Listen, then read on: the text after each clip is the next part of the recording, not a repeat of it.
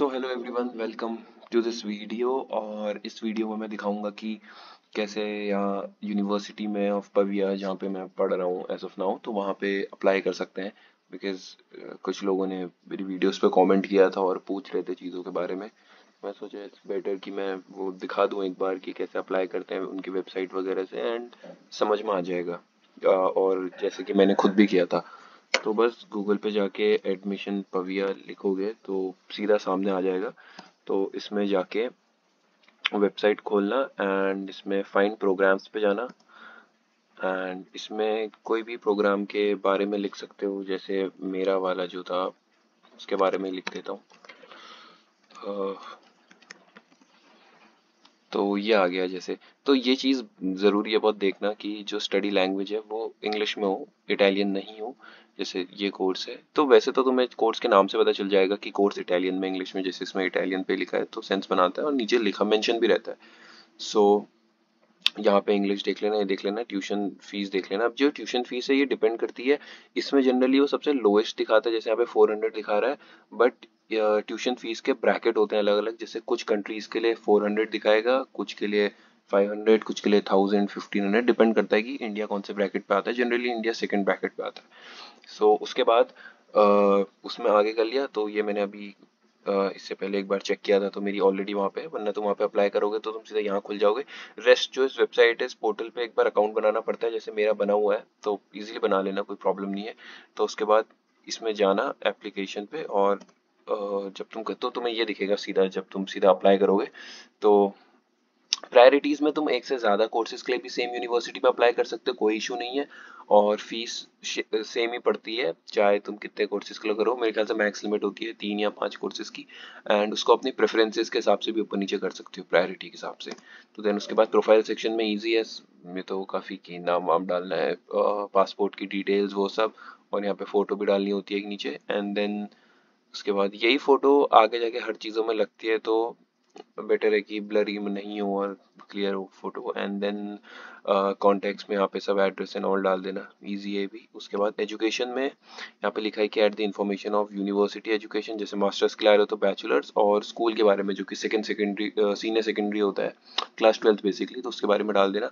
यहाँ पे उसकी इन्फॉर्मेशन डाल देना, लेवल ऑफ एजुकेशन, नाम, प्रोग्राम नेम। जैसे जैसे अगर तुमने 12th अपनी साइंस से करी है तो बस यहाँ पे साइंस लिख देना, और साइंटिफिक डिसिप्लिन में भी साइंस लिख सकते हो, या फिर तीनों चीज मेंशन कर देना। जैसे पीसीबी लिया है, पीसीएम, तो उसको बस फिजिक्स केमिस्ट्री मैथ्स, या फिजिक्स केमिस्ट्री बायोलॉजी करके डाल देना। और स्टेटस ऑफ स्टडीज तो फिनिश्ड कर देना। एंड देन ये उसके बाद start of studies, expected graduation तब डाल सकते हो। जैसे मैंने जब अप्लाई किया था तो मैं स्टिल अपने लास्ट सेम में था बैचलर्स के, तो वहाँ पे एक्सपेक्टेड ग्रेजुएशन की डेट डाल देना। नॉर्मली जुलाई डाल देना, जुलाई 2025, अगर तुम्हारा भी हुआ नहीं है तो। एंड देन बाकी सब तो ईजी है। स्टडी लैंग्वेज में इंग्लिश ही होगी तो इंग्लिश डाल देना, बेटर है। एंड देन उसके बाद नीचे दूसरे वाले में क्लास 12th या बैचलर्स के बारे में डाल देना।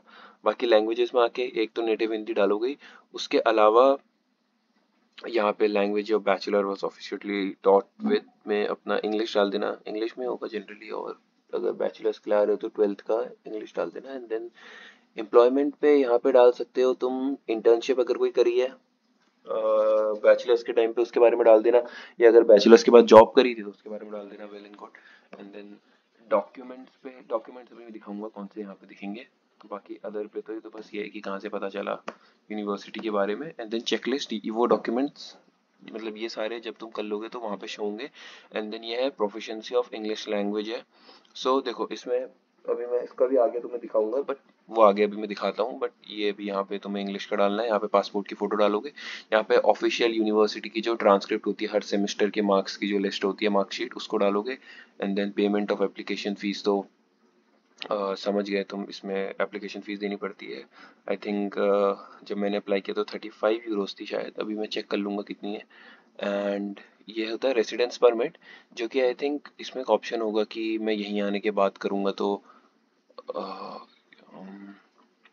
हाँ ये वाला ऑप्शन के लिए तुम टिक कर सकते हो, क्योंकि हर किसी का यहीं आने के बाद बनता है। तो जो third option, I do not have an Italian residence permit for study reasons and I apply for once I arrive in Italy, तो ये कर लेना। And list of relevant exams, तो हर कोर्स के लिए अपने रेलिवेंट एग्जाम्स होते हैं जो कि तुम्हें दिखाना पड़ता है कि तुमने बैचलर्स में पढ़ा है कि कि तुम यहाँ सस्टेन कर लो उस कोर्स को और यहाँ के प्रॉब्लम ना हो, वो चीज़ें सब आगे मेंशन होगी, मैं दिखाता हूँ। And then study title obtained outside of Italy, इसमें I have obtained my title in Italy, हमारे लिए जनरली दूसरा ऑप्शन है कि इटली के बाहर करा है। And then online verification report for, ये तो अलग चीज़ है, ये हमारे लिए नहीं है। एंड देन इसको सीधा मेरे ख्याल से ये कर लेना, I have not obtained the final diploma in China. And then इसके बाद तो ये तो ऐसी चीज़ तो ऑलरेडी टेक चीज़ है, इसमें कुछ दिक्कत नहीं है। एंड देन इसके बाद तुम्हें क्या करना है कि इससे पहले ही एक्चुअली जैसे जो भी कोर्स है, एग्री फूड सस्टेनेबिलिटी पविया कर लिया। एंड देन यहाँ पे वेबसाइट खोलो अपने कोर्स की, एंड ये वाली खोल सकते हो, सेकंड वाली। एंड देन यहाँ पे क्या है कि अपने कोर्स से रिलेटेड इंग्लिश में ट्रांसलेट कर लेना वेबसाइट, सारी इन्फॉर्मेशन मिल जाएगी। एडमिशन, हाउ टू एनरोल, तो एडमिशन रिक्वायरमेंट पे जाते हैं एंड इसको ट्रांसलेट होने दो। हाँ, तो check the entry requirements, and इसमें देखो ये इंग्लिश की सारी रिक्वायरमेंट्स लिखी है।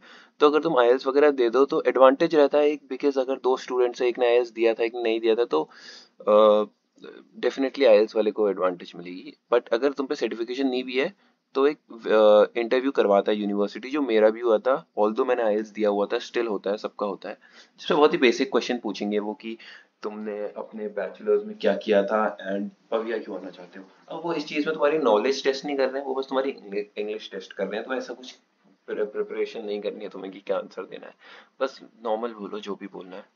एंड सी जो यहाँ पे था ना, प्री एलिमिनरी रिक्वायरमेंट जो थी वो ये थी कि तुमने अपने बैचलर्स में, जैसे मेरे एग्रीकल्चर में, ये सब कोर्सेज पढ़े होने चाहिए। तो ये हर डिग्री के लिए, हर कोर्स के लिए अलग अलग होता है, एग्रीकल्चर के लिए ये है, तो बस यही है। एंड इसके अलावा और ऐसा ऐसा कुछ है नहीं। और एक और चीज़ जो कर सकते हो, उसी के कोर्स की वेबसाइट से, यहाँ पे कोर्स की वेबसाइट पे गए एंड यहाँ पे स्टडी प्लान पे गए, ठीक है।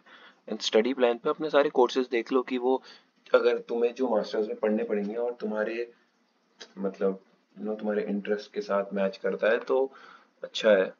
एंड यहाँ पे पूरी इन्फॉर्मेशन आ जाती है कि कौन से कोर्सेज लेने हैं, ये इलेक्टिव कोर्सेज होते हैं और ये तो मैंडेटरी कोर्सेज होते हैं, तो सब बता देगा 2 साल में कौन से करने हैं। जैसे मेरे कोर्स में 2 स्टडी प्लान्स होते हैं, एक होता है ये agro ecology and sustainable farming path, और एक है food quality and nutrition path. तो ये फर्स्ट सेमेस्टर सबके कॉमन सब्जेक्ट रहते हैं, उसके बाद चेंज हो जाता है, तो इसकी भी यहाँ चॉइस मिलती है जो भी लेना है। एंड देन इसके अलावा टैक्सेस पे मेरे ख्याल से फीस के बारे में होगा, यूनिवर्सिटी कंट्रीब्यूशन, एंड हाँ ये ऐसा ही है। अब आई थिंक ये ज़्यादा भी काम का नहीं है। एंड उसके अलावा इसमें और कोई चीज़ अगर जो देखने की है, अब बाकी ये सब चीज़ें हैं जो कोर्सेज के बारे में, प्रैक्टिकल सब देखो, पहले अच्छे से कोर्स के बारे में देखो और फिर अप्लाई करो। एंड देन यहाँ पे सब पता चल जाएगा तुम्हें। कोर्स कोऑर्डिनेटर भी होते हैं, उनकी ईमेल भी होती है, अगर उनसे कुछ तुम्हें स्पेसिफिकली पूछना है तो वो सब पूछ सकते हो। बाकी यही है, बाकी वही सब चीज़ें यहाँ पे अपलोड करनी पड़ती है।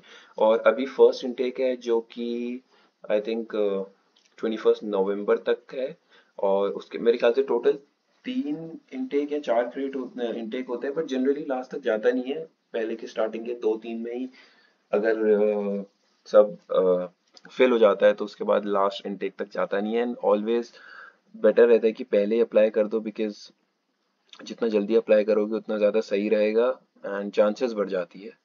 सो या that's it for this video and rest. अगर इससे रिलेटेड कोई क्वेरी हो तो मैसेज कमेंट सेक्शन में डाल देना। बाकी एक व्हाट्सएप के ग्रुप का जो लिंक है उस पर भी डाल सकते हो, क्योंकि यहाँ थोड़ा ईजी रहता है रिप्लाई करना और नोटिफिकेशंस का पता चलता रहता है। सो या that's it, thank you for watching the video.